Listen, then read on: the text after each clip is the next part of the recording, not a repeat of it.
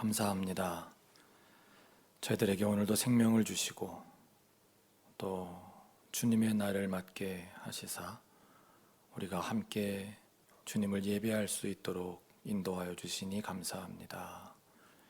이 모든 것이 주님의 은총이고 또 주님의 선물임을 깨닫게 하시니 감사합니다.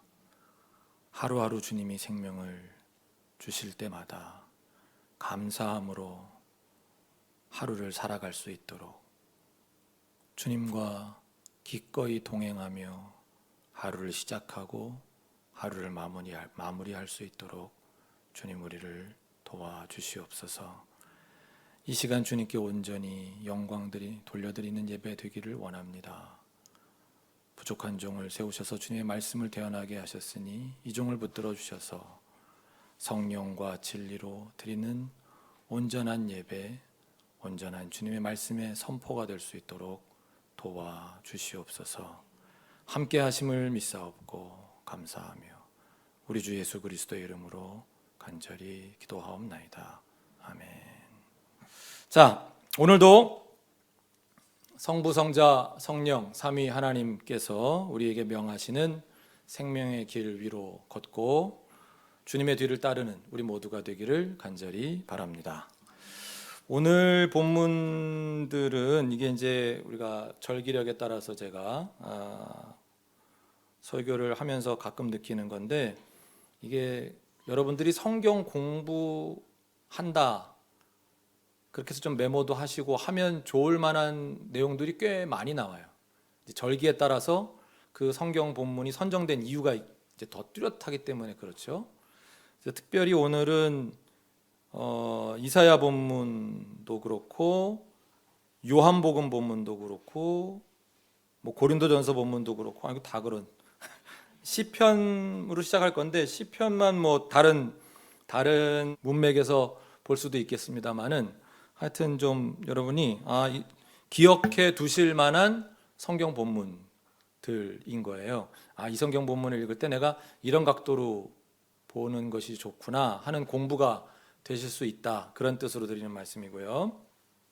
먼저 시편 본문부터 보겠습니다. 오늘 시편 본문은 시 36편의 5절부터 10절까지가 본문이에요. 이게 좀 이상합니다. 왜냐하면 본래 이 시편이 이제 1절부터 12절까지 되어 있거든요.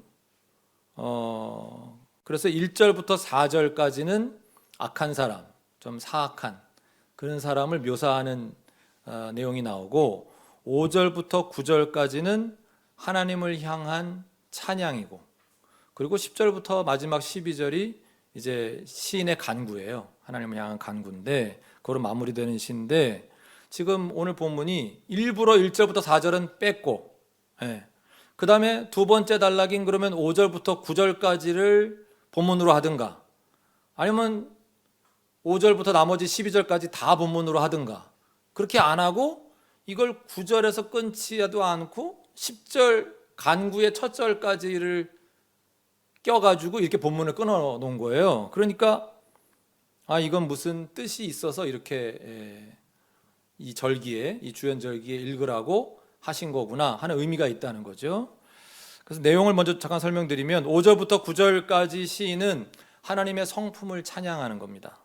5절 보시면 주님의 한결같은 사랑, 그리고 주님의 미쁘심이 하늘과 궁창에 가득 차 있고 사무쳐 있습니다 하는 이 표현은 뭘 얘기하는 거예요? 주님의 사랑과 미쁘심이 한이 없으시다는, 경계가 없으시다, 한계가 없으시다 라는 것을 표현하는 거죠.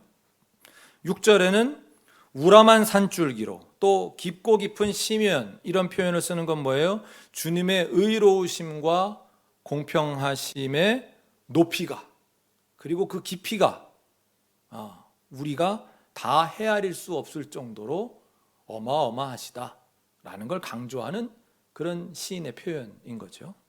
네, 여러분 여기서 일단 그 주님의 의로우심이라고 할 때 이 의로우심이 히브리어로 체다크 또는 체다카 이렇게 말하는 그런 단어입니다.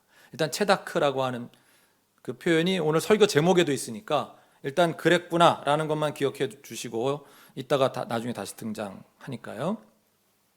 6절 말미에 보시면 주님은 사람과 짐승을 똑같이 돌보십니다. 이 표현은 이 땅에 존재하는 모든 생명체를 지칭하는 거죠. 사람과 짐승으로.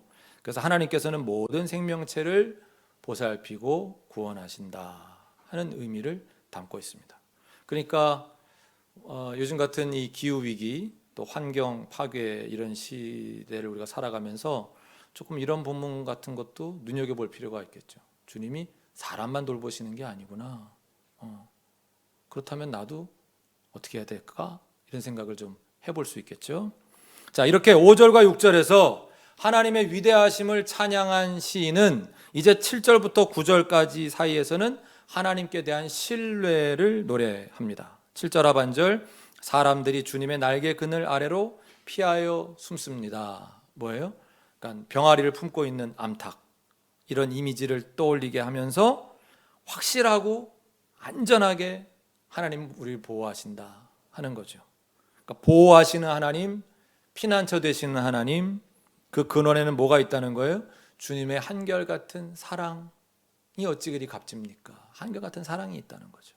그러니까 이 한결같은 사랑도 사실은 지금 시 36편에서 반복적으로 나오고 있습니다만은 이것도 지난번에 한번 우리가 했던 헤세드, 구약 성경에 굉장히 중요한 그 단어죠. 히브리어 단어로 하나님의 그 사랑 얘기하는 한결같음을 표현하는 건데, 어쨌든 오늘은 그건 핵심은 아니고요. 8절에 보시면 잔치의 모습을 보여줍니다. 주님의 집에 있는 기름진 것으로 그들이 배불리 먹고 주님이 그들에게 주님의 시내에서 단물을 마시게 합니다. 잔치의 모습이에요. 하나님이 고통으로 신음하던 우리들에게 얼마나 큰 기쁨을 이 잔치를 통해서 주시는가, 배불리 먹이시는가. 근데 이거예요. 제가 이번 주도 굉장히 고생했어요. 이 4개의 본문이 도대체 어떻게 연결되는 건지 제가 매일 묵상을 해도 안 잡히더라고요. 다 좋은 말씀이긴 한데 이게 어떻게 연결되는지. 근데 이거구나. 시편은 요 잔치, 이 구절이 오늘 요한복음 본문의 갈릴리 가나의 혼인잔치 사건하고 연결이 되는 거죠. 자, 그거만 기억해 두시고 9절, 생명의 샘이 주님께 있습니다. 우리는 주님의 빛을 받아 환히 열린 미래를 봅니다. 설교 마지막 부분에 다시 언급하겠습니다. 그리고 10절에 간구, 주님을 사랑하는 사람들에게는 주님께서 친히 한결같은 사랑을 베풀어 주십시오. 마음이 정직한 사람에게는 주님의 의 체데크를 변함없이 베풀어 주십시오. 이렇게 10절에 간구를 한 절이라도 붙여 넣은 의미, 이것도 마지막에 다시 한번 생각해 보겠습니다. 시편을 정리하자면 시편 본문은 신실하신 하나님, 그분에 대한 신뢰를 시인이 표현하는 가운데 하나님과 함께하는 그 잔치, 요 이미지를 우리가 잠깐 본 거예요. 자, 그리고 이제 요한복음 본문을 보시겠습니다. 요한복음 본문은 다들 잘 아시는 갈릴리 가나에서 혼인잔치가 있었는데 거기서 예수님이 포도주가 떨어지고 나니까 물을 포도주로 변화시켰다더라. 이 정도로 우리가 그냥 기억하고 있는 사건인 거예요.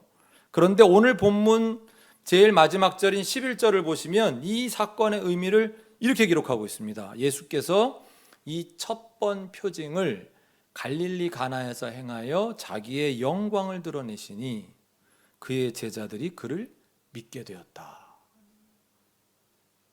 생각보다 이 사건의 의미가 큰 거예요. 우리가 생각할 때는 우리는 성경에서 기적을 많이 봤잖아요. 딱 기적 그러면 벌써 모세가 홍해를 가르고, 그죠? 이 정도는 돼야지. 아니면 이렇게 평생 일어나지 못하던 사람을 일으킨다든가, 아니면 죽은 자를 살린다든가, 이 정도 급의 기적을 우리가 생각하고 있기 때문에 물을 포도주로 만드는 건 우리가 아는 마술사 누가 있어요? 이은결 씨도 그 정도 마술은 하는 거 아니야? 물을 포도주로 만드는 건 그렇게 대단한 기적이 아닌 것처럼 보이는데 오늘 본문에서는 엄청난 의미를 담고 있다는 걸 11절에 딱 말씀하시고 본문이 끝나는 거예요.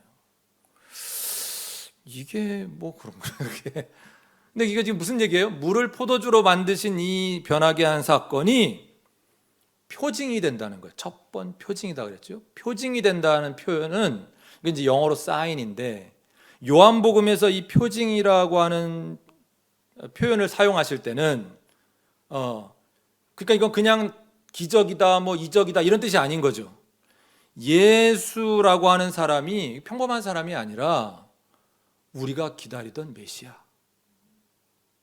정말 세상을 구원하실 분, 그런 분으로 그 가리키고 있는 사인이 나타날 때 그 표징, 그때 이 표징이라는 표현을 쓰는 거거든요, 요한복음에서.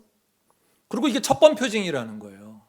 그러니까 앞으로 나타날 표징들과 이게 다 연관이 된다는 거죠. 아니 도대체 물로 포도주를 만든 게 뭐 그렇게 대단하길래 이게 예수라고 하는 사람이 평범한 사람이 아니라 메시아다, 그리스도다, 구세주다 하는 걸 나타내는 사건이냐, 이런 거죠.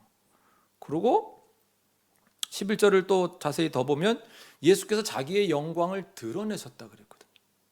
아니 물로 포도주를 만들 정말 뭐 영광을 이렇게 드러내, 뭐 죽은 사람 살린 것도 아닌데, 그런데 이 영광을 드러내셨다는 표현도 이게 그분이 메시아 시대를 열었다, 이렇게 새로운 시대가 열렸다라고 할 때 쓰는 표현이거든요, 이게. 그 제가 좀 공부라고 생각하시고 좀 기억해 주시면 좋겠다 그랬던 말씀드렸던 게 이게 다 그런 공부가 되는 거예요. 그러니까 또 하나 더, 이 사건을 통해 제자들이 그를 믿게 됐대요. 이 물로 포도주 만든 사건보다 앞으로 엄청난 사건들이 더 많이 일어날 건데, 그때 다 도망가고 뭐 이런 사람들이 뭐 믿게 됐다는 건 무슨 얘기야? 도대체 이 사건이 그렇게 대단한 건지 우리에게 와닿지 않는데, 그걸 이제 제가 좀 풀어드리겠다는 거예요. 갈 길이 머니까 최대한 간단하게 하되, 하여튼 너무 소홀하지 않은 정도로만 다루겠습니다. 자, 우리가 제자들이 왜 이 사건을 통해서 예수님을 메시아로, 구세주로 믿게 되었는지를 알기 위해서는 제자들의 관점으로 우리의 관점을 바꿔야겠죠. 우리는 이제 하여튼 다른 건 모르는데 지금 일단 제자들의 관점으로 바꿔보자고요. 제자들이 이 사건을 통해서 예수님의 영광을 봤다는 거잖아요. 그래서 믿게 됐다는 거잖아요. 도대체 어떤 포인트에서 제자들은 예수님의 영광을 보았을까? 제자들은 유대인들이었습니다. 유대인들이었다는 말은 구약 성경에서 중요한 내용들은 알고 있는 사람들이라는 거죠. 그러니까 이제 제자들의 관점으로 보자 그랬으니까 저랑 여러분도 유대인인 거예요. 자, 본인을 유대인으로 바꾸세요. 자, 내가 이제 유대인인데, 유대인들은 구약 성경을 통해서 메시아가 오시면, 즉 온 세상의 구원자, 우리의 구세주, 우리의 주님이 오시면 어떤 표징이 있을 건지, 어떤 사인이 있을 것인지를 구약 성경을 통해 배운 사람들이죠. 알고 있는 사람들이에요. 그래서 그 표징만 나타나기를 기다리는 거야. 메시아를 계속 기다리고 있으니까. 그런데 지금 이 사건에 무려 3가지 표징이 나타나고 있는 거예요. 첫 번째가 결혼식이라는 표징이에요. 이 상징은, 이 결혼식이라는 표징은 오늘 성서일과 본문 중에 이사야 본문하고 연결이 돼요. 이사야 62장 4절 5절 여러분 보시겠습니다. 졸리시죠? 같이 한번 읽어보겠습니다. 시작. 다시는 어느 누구도 너를 두고 버림받은 자라고 하지 않을 것이며 다시는 너의 땅을 일컬어 버림받은 아내라고 하지 않을 것이다. 오직 너를 하나님께서 좋아하시는 여인, 개역개정에는 헵시바라고 돼 있어요. 또 네 땅을 결혼한 여인, 뭐라고 돼 있을까요? 뷸라라고 돼 있어요. 여러분 기억하시는 단어잖아요. 헵시바 뷸라가. 라고 부를 것이니 이는 주님께서 너를 좋아하시며 네 땅을 아내로 맞아주는 신랑과 같이 되실 것이기 때문이다. 총각이 처녀와 결혼하듯이 너의 아들들이 너와 결혼하며 신랑이 신부를 반기듯이 네 하나님께서 너를 반기실 것이다. 그러니까 이사야 62장 본문에 대해서 이제 나중에 말씀드리려고 하는 건데, 그 여기와 관련된 것만 먼저 말씀드리면 4절과 5절은 결혼의 이미지를 지금 사용하잖아요. 하나님과 이스라엘 사이의 결혼. 그러니까 하나님과 이스라엘 사이의 영적 결합을 노래하는 내용이거든요. 그러니까 이스라엘이 헵시바 뷸라라고 불릴 것이다. 즉 남편의 사랑을 충분히 누리는 아내가 된다는 거예요. 이스라엘이 하나님의 사랑을 충분히 누리는 자로 돌아온다는 거예요. 왜? 이거는 이제 포로기 때 이야기니까 돌아오게 된다는 거예요. 결혼이라는 상징을 통해서 메시아로 오시는 하나님과의 관계를 보여주는 구절이거든요.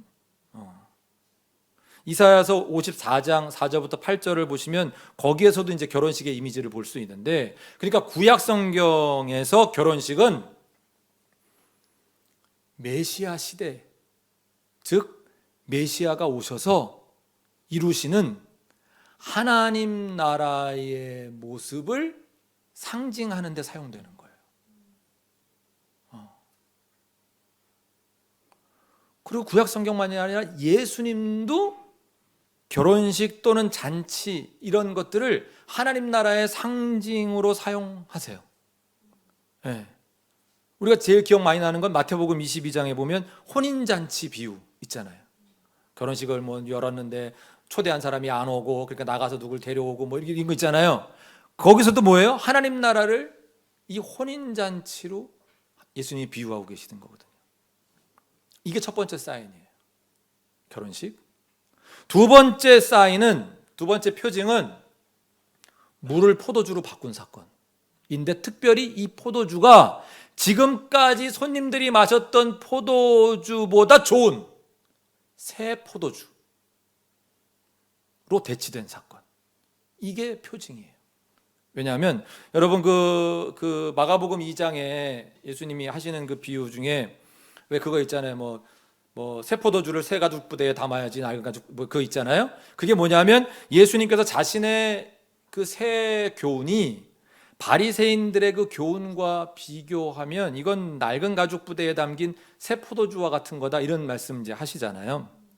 그래서 새 포도주를 새 부대에 담아야 된다고 하셨는데, 그때도 상황이 마가복음 2장 19절에 보면 이게 결혼식으로 보이는 상황이거든요. 나중에 한번 찾아보세요. 근데 아무튼 그때 예수님께서 말씀하신 새 포도주가 가리키는 것은 예수님의 구원의 선물, 즉 새 시대, 메시아 시대가 왔다, 이런 뜻인 거거든요. 하나님 나라가 가까이 왔다. 어떻게? 메시아인 내가 오는 것으로. 그래서 낡은 가죽 부대, 즉 바리새인들처럼 겉으로 율법이나 지키는 거 가지고는 안 돼, 이 시대를 담아낼 수가 없어 라고 말씀하신 거거든요. 그렇기 때문에 오늘 요한복음 본문 10절에서 연회장이, 그 잔치 맡은 사람이 이런 말을 하잖아요.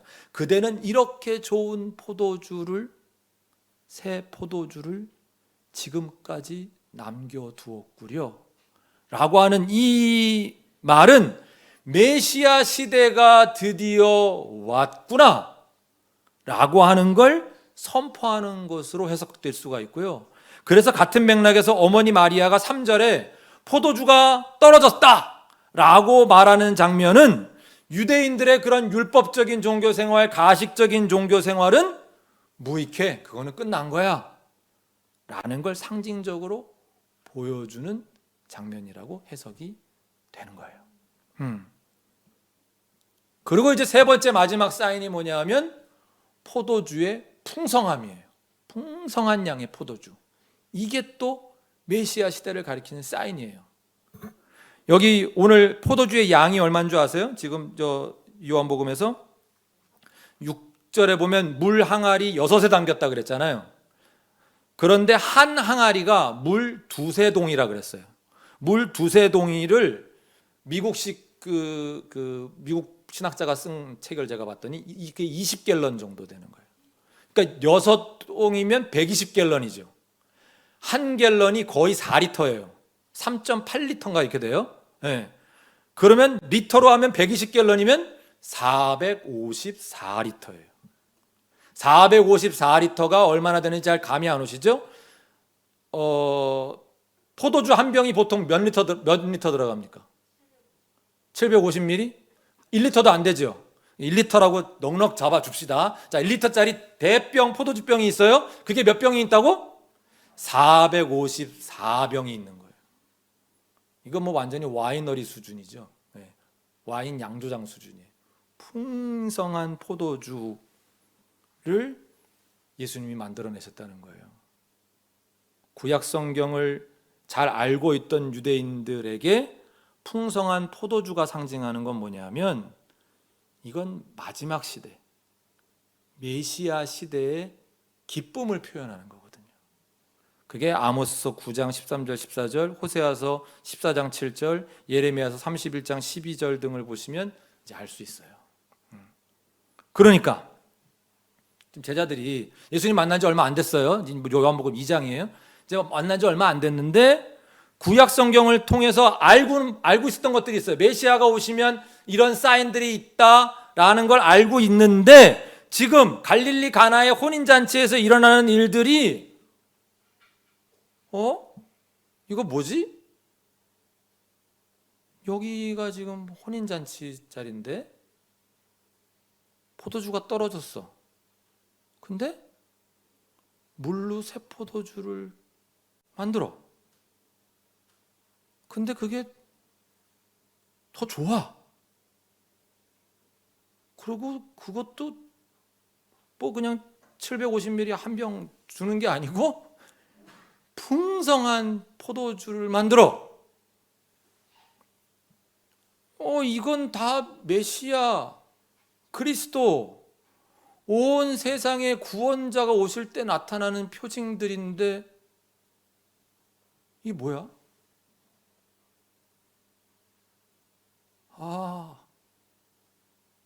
저 예수가 메시아구나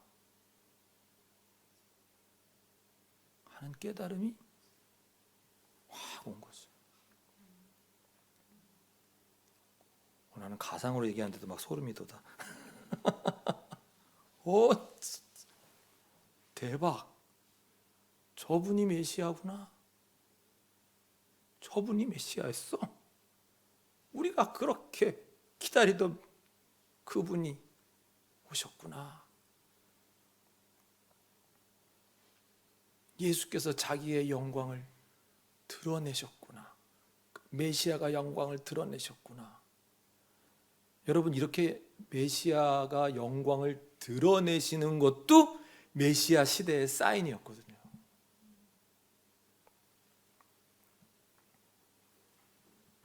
여러분, 잊어버리지 마세요. 예수님이 메시아세요.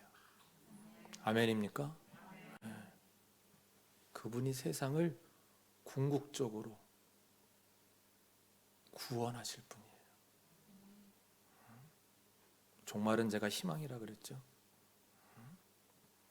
자, 이제 고린도전서 본문으로 가십시다. 고린도전서 본문의 키는 3절이에요. 예수는 주님이시다 하는 거예요. 예수는 주님이시다는 가장 최초의 기독교 신조로 알려져 있어요. 고린도전서 12장 3절에 바로 이 고백이, 이걸 사도 바울이 이 편지에 쓸 때는 그 최초의 고백인 예수는 주님이시다를 떠올리면서 썼다는 거죠. 지금 세례받고 입교한 사람들만의 비밀스러운 예배에서, 지난번에 말씀드렸죠. 아무나 못 들어오게 했다고. 왜? 그렇게 모인다는 거 알면 다 죽을 수도 있으니까. 그때 비밀스럽게 고백되던 신조, 목숨을 걸어야 입으로 낼 수 있었던 신조가 예수는 주님이시다 라는 거였어요. 우리는 방금 요한복음 본문을 보고 왔기 때문에 예수님 메시아, 예수님 우리 주님이시지 쉽지만, 당연하다 싶으시겠지만 예수는 주님이시다라는 고백은 그래서 그렇게 가벼운 것도 쉬운 것도 아니라는 거죠.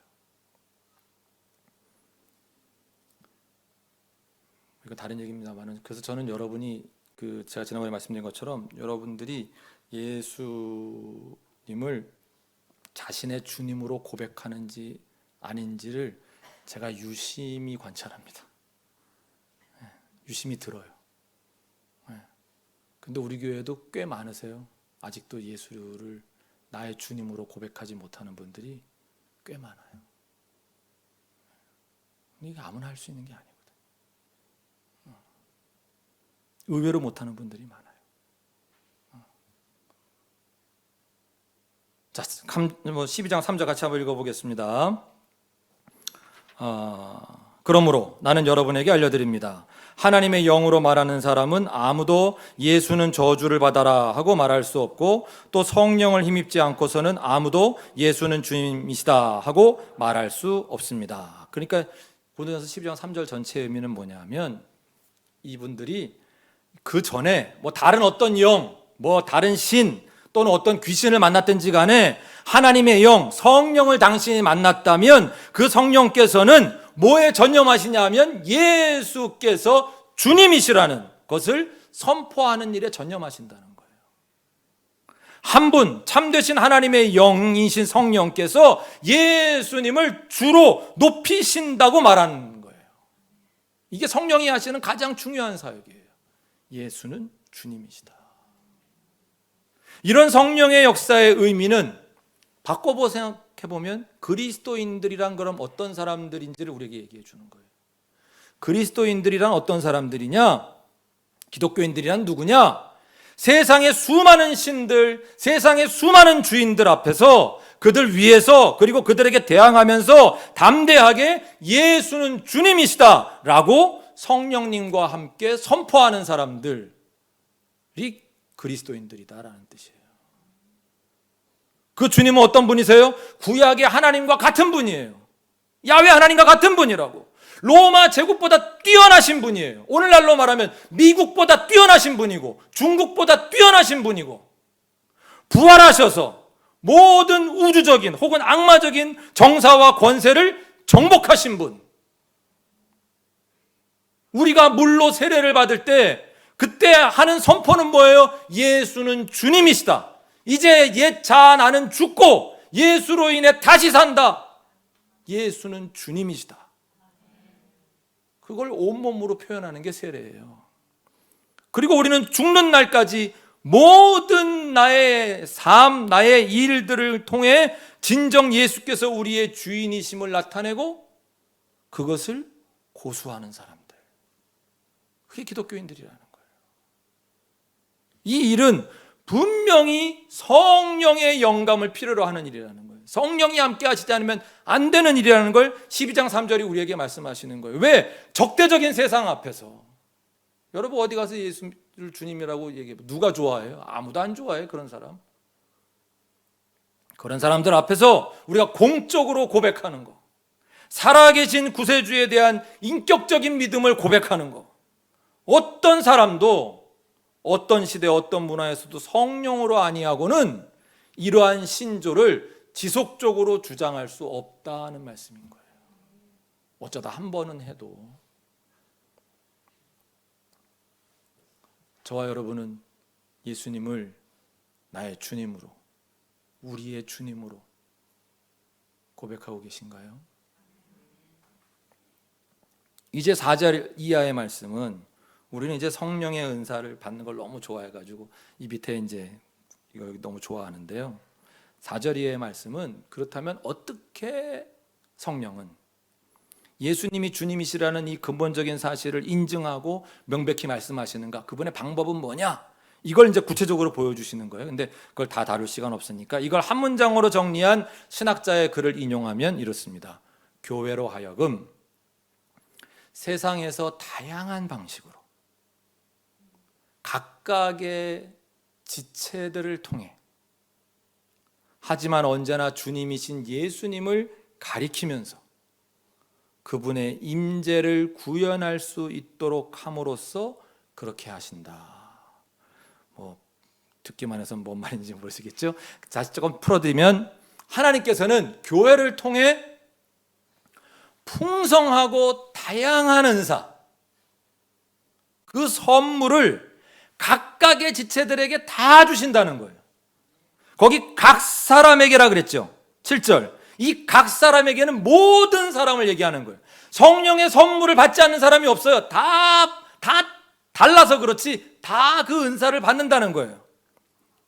그 선물을 각각의 지체들에게 주시고 그들이 그것을 자신의 삶의 자리에서 활발하게 사용하는 것을 통해, 그러나 이게 자기 이익을 위한 게 아니고 7절에 공동 이익을 위한 거라 그랬죠.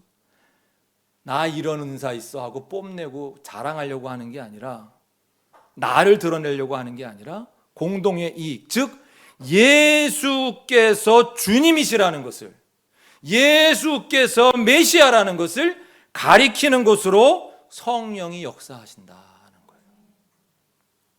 따라서 우리는 이 다양함과 이 풍성함을 죽이면 안 돼요. 자칫 우리가 공동체 생활을 하다 보면 좀 이 다양함과 풍성함이 죽어요. 우리 교회 같은 경우는 사실은 제가 은사 사역을 안 하기 때문에 은사가 있는 분들이 길을 못 펴는 경향이 있어요. 안타깝습니다. 죄송합니다. 그러나 제가 그렇게 하는 이유는 은사를 가진 분들이 활개를 치고 다니기 시작하면 교회가 너무 시끄러워져요. 그게 고린도 교회의 문제였어요. 네. 그리고 은사를 가진 분들이 활개를 치기 시작하면, 그걸 제가 강조하기 시작하면 나는 은사가 없는데, 이런 분들은 신앙생활도 못해요. 근데 그게 아니거든. 오늘 본문을 제가 다 자세히 말씀 안 드리지만 오늘 본문을 보면 모든 사람이 다 있어요. 이거는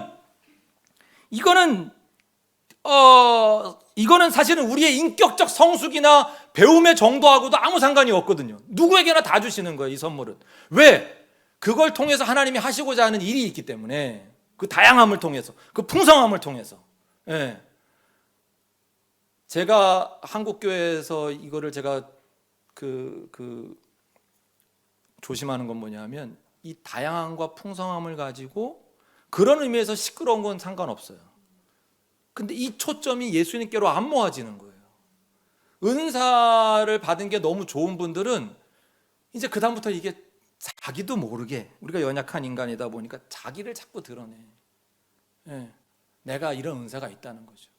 내가 방언의 은사도 하고, 내가 신유의 은사도 있고, 내가 예언의 은사도 있고, 내가 영분별의 은사도 있고, 이걸 자랑하고 싶어서 죽어요. 예, 그 인간이에요. 예. 근데 이게 그렇게 가다 보면 예수님은 사라져요. 그러면 그때부터는 교회가 아닌 거예요. 그래서 제가 너무 그런 걸 많이 봐가지고, 저는 어려서부터 너무 많이 봤거든요, 그런 걸. 예, 그래서 아예 그거를 제가 그냥 말을 안 해버리는 거지. 예. 그냥 은사가 있으시면 그러시군요, 그냥 그러고 마는 거지. 왜냐하면 이게 혼란이 너무 커서. 근데 사실은 그것 때문에 이 은사의 풍성함과 다양함을 죽이는 건 성령의 뜻은 아니에요. 예. 그게 이때 이것이 선물임을 잘 인식해서 겸손해야 돼. 언제부턴가 그거 좀 시간이 지나면 그게 내 것처럼 생각하고 이렇게 하는 분들이, 여러분도 좀 은사 가지고 좀 살아보셨으면 아시긴 하실 거예요. 그렇게 돼요.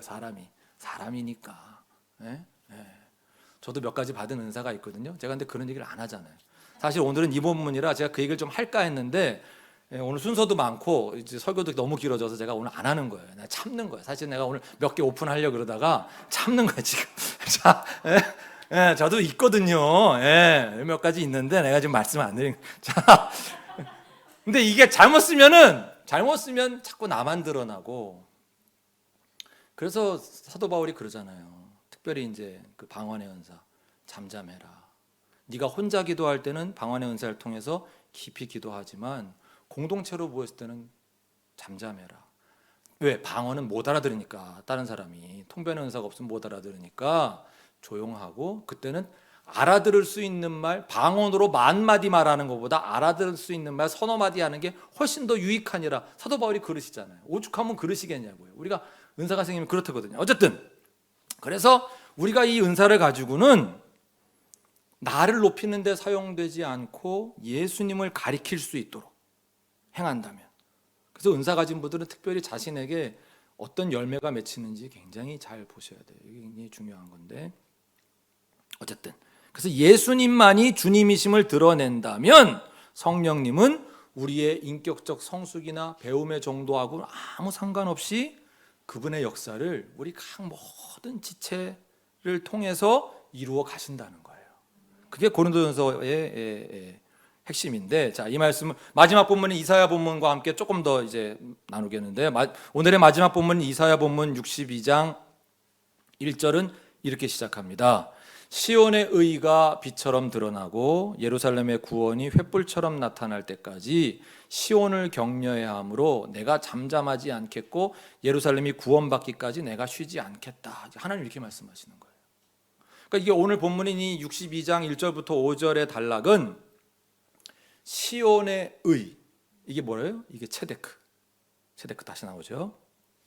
체데크가, 시온의 의가 빛처럼 드러나고 예루살렘의 구원이 횃불처럼 나타날 때까지 예루살렘을 위하여 쉬지 않으시는 하나님의 열심, 성을 지키는 파수꾼의 경성함 같은 열심을 다루는 단락이 오늘 본문 5절까지 그 단락이에요. 근데 1절은 뭐라 그러시는 거예요? 하나님이 스스로 다짐하시는 거예요. 내가 그날까지 잠잠하지 않겠다. 내가 쉬지 않겠다. 그러나 여러분 생각해 보시자고요. 하나님은 그동안에도 한 번도 당신의 구원 사역을 게으르게 하신 적이 없어요. 그분은 중단하신 적도 없고 쉬신 적도 없어요. 그런데 여기서 지금 이걸 강조하시잖아요. 난 안 쉬어. 나는 중단하지 않아. 그렇다면 이 말을 하신 이유가 뭐겠어요? 이 말을 들은 시온과 예루살렘의 반응이 뭐여야 되겠어요? 하나님이 저렇게 스스로에게 다짐하시는 말씀을 들으니 우리가 분발해야 되겠구나. 뭘 위해? 그분의 의를 위해. 그래야 그분의 구원이 완성되어 횃불처럼 타오를 것이니까. 우리의 분발을 촉구하시는 말씀인 거예요. 시온이 어디예요? 시온은 구약 성경에 의하면 하나님의 세계 통치의 거점이에요. 하나님의 직할 통치 영역이라고요. 그러니까 이 자리는 어때야 되는 거예요? 여기는 공평과 공의와 정의가 공동체 생활의 토대가 되어야 되는 자리인 거예요. 체데크가, 하나님의 의인 체데크가 뿌리를 내려야 되는 거예요. 그래야 구원이 횃불처럼 나타나요. 이렇게 시온과 예루살렘이 의와 구원의 반석 위에서 건설되어야 하는 이유가 2절에 나오는데, 2절 보시면 이방 나라들이 네게서 의, 체데크가 이루어지는 것을 볼 것이다. 뭇 왕이 네가 받은 영광을 볼 것이다. 사람들이 너를 부를 때 주님께서 네게 지어주신 새 이름으로 부를 것이다. 뭐예요? 하나님의 영광은 공의와 정의를 통해 나타난다는 거예요. 이방 나라들과 뭇 왕들이 예루살렘으로 몰려오는데 그 이유가 이방 나라들이 시온의 의, 시온의 공의, 시온의 체데크를 봤다는 거예요. 그걸 보면서 하나님의 영광이 여기 가운데 있구나 라고 깨달았기 때문에 이방 나라들이, 뭇 왕들이 이쪽으로 온다는 거예요. 여러분, 우리가 기억할 게 뭐 있어요? 하나님의 영광은 우리가 그분의 공의와 정의를 실현하는 것을 통해 드러난다는 거예요. 지금 그 말씀을 하는 거예요. 여기서 말하는 시온과 예루살렘을 우리로 바꿔보시자고요. 우리가 하나님의 의를 실현하는 그 분발 가운데 그것이 하나님의 영광을 나타낸다는 거예요. 예수 믿는 사람이 대통령이 되면 하나님의 영광이 나타나는 게 아니고, 예수 믿는 사람이 재벌이 많아지면 하나님의 영광이 나타나는 게 아니고, 아니 대통령이 되면 더 좋죠. 재벌도 나와야죠. 그런데 그분들이 그 자리에서 뭘 해야 되는 거예요? 하나님의 체데크, 공의와 정의를 실현할 때 하나님이 영광을 받으시는 거지, 높은 자리에 올라가가지고 똥칠하고 먹칠하고 이러면 하나님의 영광이 드러나긴 뭐가 드러나요? 더 엉망이지.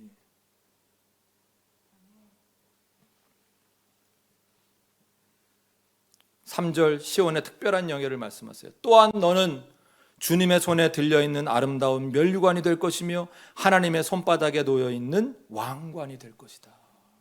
어떤 사람? 체데크가 이루어진 그 자리가, 하나님의 공의와 정의가 이루어진 그 자리가 하나님의 세계 통치의 거점, 중심지가 된다는 거. 아름다운 면류관이 되고 하나님의 손바닥에 있는 왕관이 된다. 하나님 다른 거 말씀 안 하세요.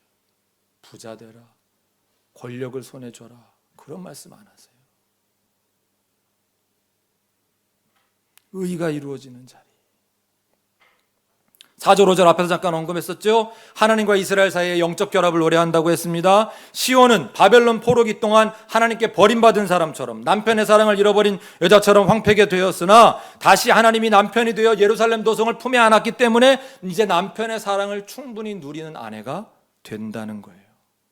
바알, 아세라 종교 뭐 이런 거에 의탁해가지고 땅의 풍요를 누려보겠다고 했던, 그렇게 반역했던 지난 날들을 후회하게 만들 정도로 하나님과의 연합을 기대하라는 말씀인 거예요. 신랑이 신부를 기뻐함 같이 하나님이 예루살렘을 기뻐하실 것이다. 얼마나 감사한 일이에요. 얼마나 감사한 말씀이에요. 자, 여기서 우리가 잊지 말아야 할 내용이 있었어요. 어떤 것이었습니까? 우리가 원하는 바, 우리 다 원하잖아요. 하나님께 영광 돌리는 삶을 원하잖아요. 내가 하나님께 영광을 돌리는 삶을 살고 싶으면 하나님의 영광은 우리가 이루는 체데크, 공의와 정의를 통해 드러난다는 거예요. 하나님의 빛은, 하나님의 영광의 빛은, 그걸 하나님이 알려주시고 있는 장면이에요. 하나님이 왜 시온의 체데크가 빛처럼 드러날 때까지 쉬지 않겠다고 하셨다고요? 내가 쉬지 않으니 너희도 체데크, 공의와 정의를 위해 분발해라 라는 말씀이라는 거예요. 아까 시편 36편 9절, 생명의 샘이 주님께 있습니다. 우리는 주님의 빛을 받아 환히 열린 미래를 봅니다. 시인이 그랬어요.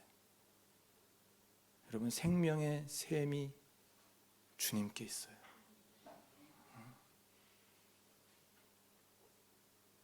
메시아이신 그분께 있다고요. 여러분, 어떤 미래를 보고 계세요? 환히 열린 미래를 보세요? 아니면 그저 암울한 미래를 보세요?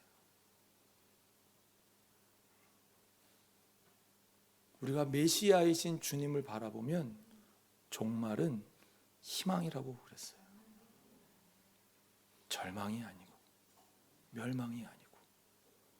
그러나 그분을 내가 주님으로 받아들이지 못하고 있으면 세상에 희망이 어디 있어요?